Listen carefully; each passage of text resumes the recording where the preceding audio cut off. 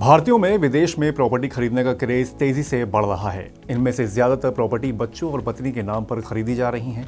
विदेश में प्रॉपर्टी खरीदने के लिए दुबई सबसे पसंदीदा डेस्टिनेशन बनकर उभर रहा है। प्रॉपर्टी की इस खरीदारी में बड़े पैमाने पर टैक्स चोरी की जा रही है। इनकम टैक्स विभाग की जांच में ये खुलासा हुआ है।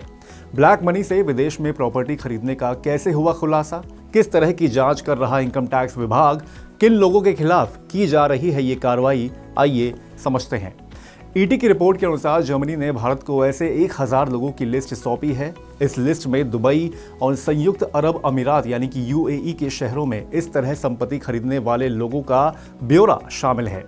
दरअसल जर्मनी और भारत के बीच दोहरा कराधान बचाओ समझौता यानी कि DTTA जर्मनी ने इसी करार के तहत ये लिस्ट भारत को सौंपी है।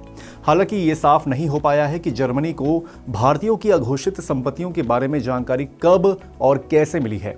भारतीय इनकम टैक्स विभाग ने इस लिस्ट के आधार पर मुंबई, दिल्ली, हैदराबाद, बेंगलुरु, कोची और अहमदाबाद सहित 14 शहरों में छापेमारी कर जांच की है। इस जांच के बाद इन लोगों को नोटिस भेजे गए थे। आयकर विभाग की दिल्ली जांच शाखा ने 1 दर्जन से ज्यादा स्थानों पर तलाशी ली है।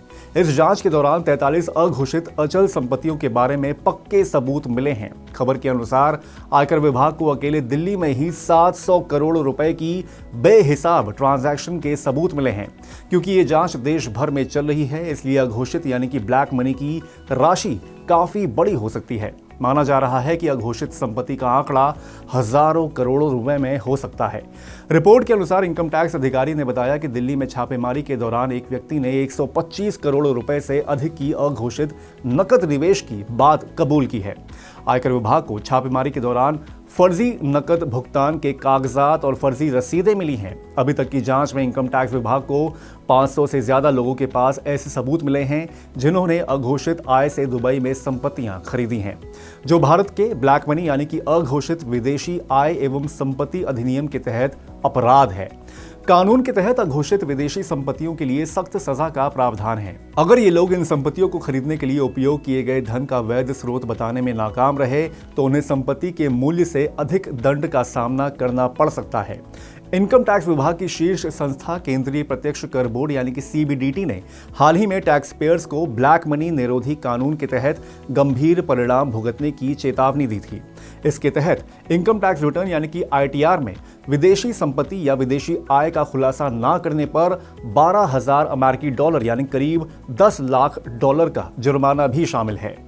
Tax and investment expert Balwant Jain कहते हैं कि इनकम टैक्स एक्ट 1961 के तहत अगर किसी भारतीय निवासी के नाम पर विदेश में कोई संपत्ति है या कोई आय का जरिया है या फिर कोई साइनिंग अथॉरिटी है, उसे ITR में इसका पूरा ब्यौरा देना होगा। यही नहीं, अगर किसी भारतीय का विदेश में बैंक अकाउंट है और उसमें भले ही कोई पैसा जमा नहीं है, उसके लिए ITR भरना अनिवार्य है और रिटर्न में इस खाते का पूरा ब्यौरा देना होगा।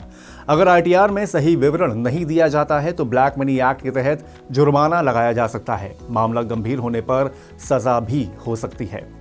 विदेश में प्रॉपर्टी खरीदने या फिर स्टॉक मार्केट, म्यूचुअल फंड आदि में एक सीमा तक निवेश करने पर कोई पाबंदी नहीं है, लेकिन आप जो निवेश कर रहे हैं उसका पूरा ब्यौरा ITR में देना चाहिए। अगर आप विदेश में प्रॉपर्टी या फिर आय के स्रोत के बारे में कोई जानकारी छुपाते हैं तो prevention of money laundering act यानी कि PMLA के तहत कार्रवाई हो सकती है।